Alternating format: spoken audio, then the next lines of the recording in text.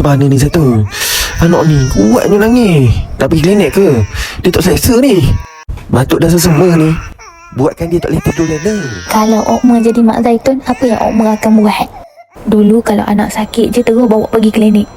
Doktor pun akan bagi ubat. Kos rawatan pula mahal. Tu belum lagi bila balik rumah anak tak nak makan ubat pula dah. Lagi satu memang Mak Zaitun takut sangat nak keluar rumah sekarang ni. Maklumlah kes COVID sekarang ni menjadi-jadi. Ada pilihan lain yang lebih selamat iaitu Baby Herbal Cream.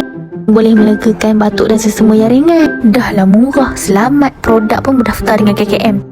Senang je cara di Okma sapukan je Baby Herbal Cream ni di bahagian dada dan di bahagian belakang badan baby. Cream ni tak panas, memang baby akan selesa sangat. Mesti baby akan tidur layan nak. Boleh dah nak tambah lagi satu ni? Ish, abang ni gatal dah tua-tua ni.